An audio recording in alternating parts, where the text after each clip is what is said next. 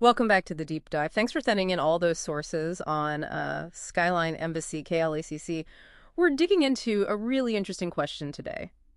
Can you actually get luxury? A top address like Embassy Row and a competitive price? It sounds almost too good to be true. Absolutely. And our mission here is simple. Cut through the marketing hype and get you the essential insights. Whether you're looking at this purely as an investment or maybe as your next home, we want to pull out what really matters for your decision. Okay, so Skyline Embassy KLCC. It's a high-rise freehold service residence. But the hook really seems to be this price point. It seems, well, surprisingly low compared to its neighbors on Embassy Row. Location's still king though, right? Oh, definitely. And the location here is, frankly, pretty stellar. It's right on Jalan Empang. You're looking at just, 950 meters from the Petronas Twin Towers. Puts you right in the Golden Triangle. Plus, you've got over 50 embassies practically on your doorstep. And crucially, it's only a 350-meter walk to the Ampan Park LRT. That makes it a proper transit-oriented development. Right, TOD. That's huge for investors. Exactly. It's not just convenient for residents, it directly fuels rental demand and, potential capital growth long term. People pay a premium for that connectivity.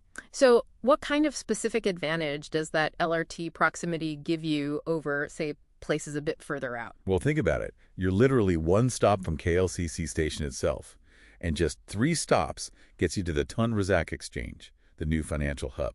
Plus, easy access to major highways like Duke, AH. It connects you everywhere. It creates this sort of defensive moat for the investment, attracts those high-flying professionals, the expat community. You're looking at a really solid tenant pool. And day-to-day living? Super walkable. You've got LIC, KL Mall, the Intermark nearby, international schools too.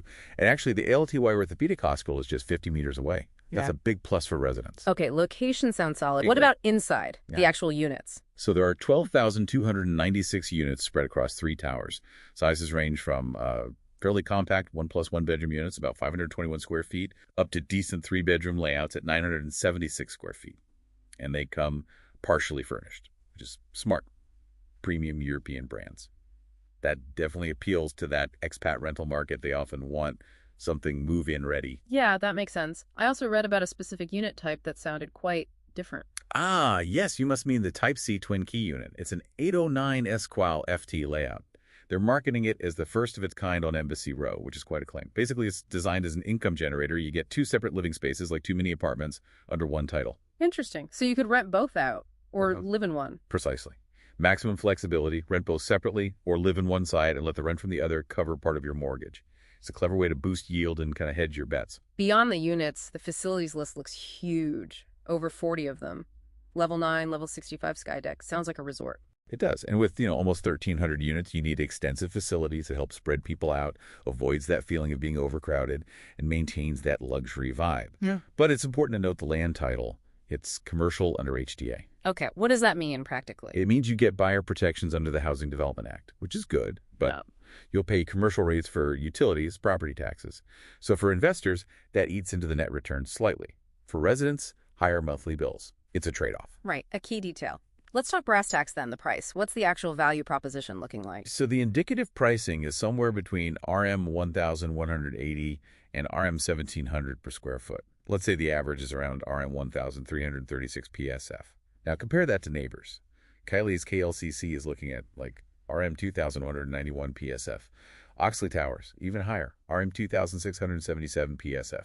It's a massive difference. Wow, okay. And projected maintenance is around 50 cents per square foot. That's quite low, maybe less than half of some competitors. So lower buying costs, lower running costs. That points towards potentially better net rental yields. Even with KL's high-end condo market sometimes feeling a bit saturated. Plus, it's freehold, prime location. That's your foundation for capital appreciation.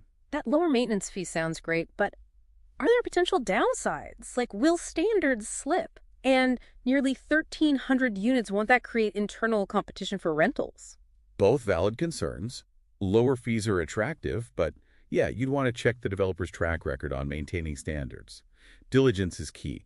And yes, high density can mean more competition among landlords within the same building. And maybe facilities get busy at peak times. You have to factor that in. Yeah. Also, the developer, TSL Land, they did well with Skyline KL, a mass market project. But this is their first big jump into the KLCC luxury space. That brings different expectations. Okay, so thinking about risks, what's the single biggest red flag you've seen? Honestly, It's the completion date. We've seen marketing materials mentioning everything from late 2026 all the way to late 2028. That 2-year difference is, well, it's huge. It messes with financing plans, calculating potential rental income. It's a significant risk. That's a major inconsistency. It really is. And it makes you wonder how many buyers might just gloss over that detail in the paperwork until it bites them later. You absolutely must verify the official date in the sale and purchase agreement. Okay, so wrapping up, Skyline Embassy KLCC looks like a genuinely compelling value play for investors. Competitive price, those clever twin key units. And for people wanting to live there, it's offering that prime location and a ton of amenities, a real lifestyle package. Definitely strong advantages.